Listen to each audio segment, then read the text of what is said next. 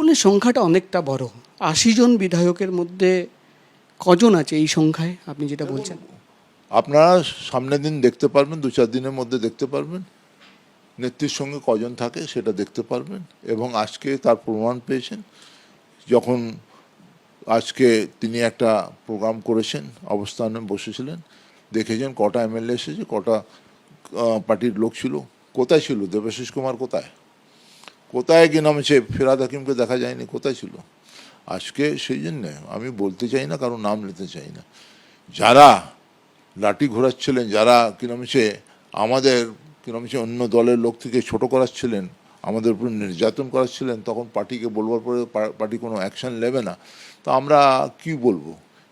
আমি এই পার্টি এই কি নাম হচ্ছে যারা আছেন তাদের আমরা নমস্কার জানাবো, কি আমরা তার থেকে দূরে চলে যাব? আপনি জানেন যে 2/3 সংখ্যা প্রয়োজন হয়, তো সেই সংখ্যাটা আছে? দেখুন, 2/3 1/3 আমি জানি না।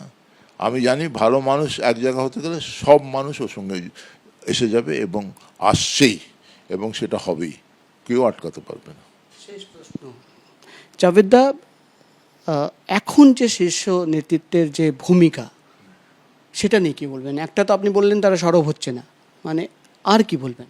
এখনও তাদের ঘুম ভাঙেনি তো, এখনও তো সেই কি নাম সেই যারা দুর্নীতির মধ্যে গ্রস্ত ছিল তাদেরই নিয়ে কিন্তু তারা এখনও রাজনীতি করছেন। এখনও এই যে যারা যায়নি, যারা কি নাম সে 3-2 মিটিংয়ে যাওয়ার পরে যায়নি, কেন যায়নি?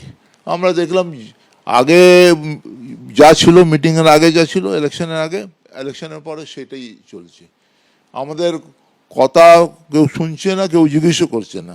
আজকে কিন্তু আমাদের শুধু দোষারোপ করবে, আমাদের বলবে, আমাদের বিরুদ্ধে বলবে, আর কিরম সে আমরা সহ্য করবো, পার্টির কোনো শীর্ষ নেতৃত্বের পাশে দেখবো না, তাহলে মানুষ তো বিক্ষুব্ধ হবে।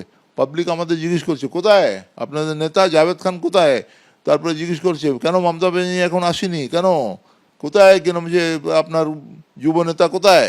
তৃণমূল কংগ্রেসের ভবিষ্যৎ কি?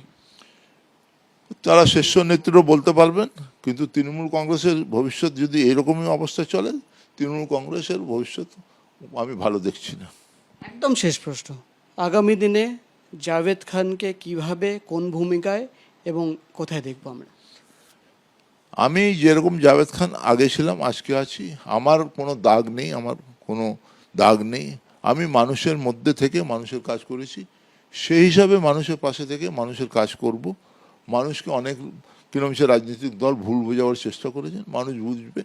আজকে আমি একটা জিনিসের মধ্যে বিশ্বাস রাখি, কি মানুষ পার্টির কালার দেখে না, মানুষ দেখে স্বইচ্ছে, এবং তার সঙ্গে যে মানুষের চেষ্টা থাকে, তাকে মানুষ যদি তার কাজ করে, মানুষ তাকে আশীর্বাদ করে। এবিপি আনন্দ এগিয়ে থাকে, এগিয়ে রাখে।